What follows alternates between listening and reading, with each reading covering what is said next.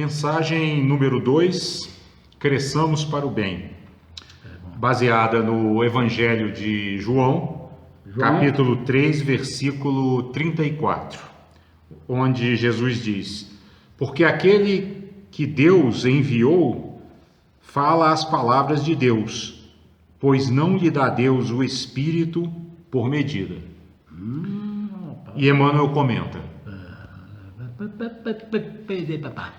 observa a munificência das concessões divinas por toda parte. Enquanto o homem raciona a distribuição desse ou daquele recurso, Deus não altera as suas leis de abundância. Anota na terra em torno de ti o sol magnificente nutrindo a vida em todas as direções, o ar puro e sem medida, a fonte que se dá sem reservas, tudo infinitamente doado a todos, tudo liberalmente repartido. Qual ocorre as concessões do Senhor na ordem material, acontece também no reino do Espírito. As portas da sabedoria e do amor jazem constantemente abertas. Os tesouros da ciência e as alegrias da compreensão humana, as glórias da arte e as luzes da sublimação interior são acessíveis a todas as criaturas. No entanto, do rio de graças da vida, cada alma somente retira a porção de riquezas que possa perceber e utilizar proveitosamente. Estuda, observa, trabalha e renova-te para o bem.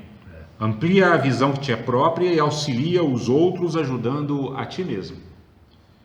Recorda que Deus a ninguém dá seus dons por medida. Contudo, cada alma traz consigo a medida que instalou no próprio íntimo para a recepção dos dons de Deus. Então veja, essa mensagem, o título dela é Cresçamos para o Bem. E Emmanuel, no seu comentário, vai mostrar como é que a gente pode empreender essa jornada de crescimento em direção ao bem. E o ponto essencial que ele chama a atenção aqui é o fato de que cada um de nós recebe dessa fonte infinita, porque a fonte que é Deus é infinita, está disponível para nós, mas nós recebemos na medida da nossa capacidade de receber.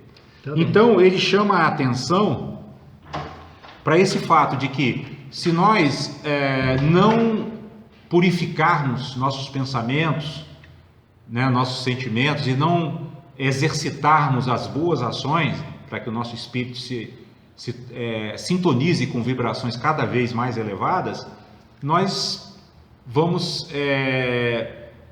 dizer assim, receber muito pouco dessa fonte infinita, porque é como se fosse assim, ela está aqui querendo, como se nós estamos mergulhados no oceano divino, né? Mas a gente imagina, por exemplo, aquela experiência que a gente faz quando pega um copo e vira rapidamente assim, e mergulha na água, ele continua vazio, porque ele está cheio de ar. Então nós temos que nos esvaziar das nossas impurezas, das nossas imperfeições, né? Das nossas ideias fixas, nossas fixações, para que a gente possa deixar que essa água divina flua para dentro do nosso coração e da nossa mente, fazendo com que a gente tenha acesso a essa sabedoria superior. Uma outra comparação que a gente poderia usar é como a questão de um computador, né? Muitas vezes você está ali sentado diante do computador ou até um celular e ele tem à disposição programas inúmeros, mas a gente só consegue usar um pouquinho porque não sabemos acessar, né? Então a palavra mágica aqui é justamente isso. A divina providência é onipresente, mas nós precisamos aprender quais são os comandos que vão dar acesso a essa sabedoria onipresente que já nos nutre com todas essas coisas que Emmanuel se refere aqui no mundo material, né? Ele fala que o ar puro, que é sem medida, a fonte de água que fica brotando ali sem parar, né? Disponibilizando água para nós o tempo todo. Ele diz, tudo infinitamente doado a todos, tudo liberalmente repartido. né? Então, na verdade, nós temos como herança divina esse potencial infinito também, né? Quando os Espíritos dizem que dentro de nós habita a centelha divina, né, é justamente essa centelha que torna disponível para nós sabedoria, equanimidade, compaixão, amor, equilíbrio, paz, paciência, todas essas coisas que trazem estabilidade para a mente e, consequentemente, uma felicidade que cada vez se torna mais inabalável à medida em que a gente vai evoluindo, né, em direção a patamares superiores de espiritualidade. Então, a grande questão, o nosso grande trabalho, digamos assim, é exatamente transformar essa disponibilidade de bênçãos divinas em uma realidade na nossa vida, né? Ou seja, perceber que, embora elas estejam ali disponíveis, nós precisamos abrir nosso coração e nossa mente para que elas estejam acessíveis, né? Nós precisamos aprender a acessar, porque nós somos como aquele miserável que está sentado em cima de um tesouro precioso e continua pobre porque ignora o acesso a esse tesouro, não sabe como acessar esse tesouro, né? E nas nossas mensagens anteriores, aqui nessas últimas 4 semanas, todas elas nos dão dicas para que a gente torne acessível esse tesouro divino que habita dentro de nós. Uma delas, por exemplo, foi o roteiro da fé. Então, quando nós seguimos o roteiro da fé, e qual é o roteiro da fé? É o roteiro do Evangelho, né? É o roteiro que Jesus nos deixou. Eu sou o caminho, a verdade e a vida. E ninguém vai ao Pai se não for por mim, foi o que Jesus disse. O que é ir ao Pai? É acessar esses tesouros divinos, é aprender a acessar esses tesouros divinos. Aí nós temos que lembrar de uma outra passagem, que é aquela passagem do jovem rico que pergunta assim: o que eu faço, Senhor, para adquirir vida eterna? E Jesus diz, ele é um jovem rico, então Jesus diz para ele: vai, vende tudo que tens, dá aos pobres, vem e siga-me.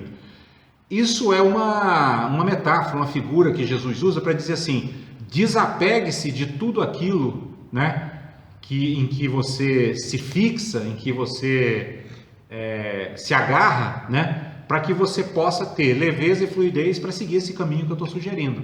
Então, ali não é necessariamente você se desfazer de todos os seus bens materiais, mas é se desfazer das visões errôneas, né, dos sentimentos desequilibrantes, né, das emoções perturbadoras, para que você, né, largando isso, né, soltando isso, possa então realmente seguir esse caminho que Jesus propõe, né? Então, o roteiro da fé é esse roteiro, né? É o roteiro do desapego, é o roteiro da compaixão, é o roteiro do amor, né? É o roteiro da equanimidade. E o roteiro do que diz uma também dessas mensagens, quando falava sobre adoração e fraternidade, né? A verdadeira adoração a Deus está no amor ao próximo, né? No respeito a todas as criaturas, humanas e não humanas, né? No respeito a toda essa fonte de vida que a gente chama aqui no nosso planeta de meio ambiente, que inclui os humanos, né? Porque nosso ambiente inclui os humanos, né? Então, nós nos relacionarmos harmoniosamente com esse ambiente que nos cerca, né? Meio ambiente natural e meio ambiente humano, é a verdadeira forma de adorar a Deus e, consequentemente, a verdadeira forma de exercitar esse roteiro da fé que vai nos conduzir a esse patrimônio, né, que está ali disponível para nós, mas que nós ainda não aprendemos a acessar.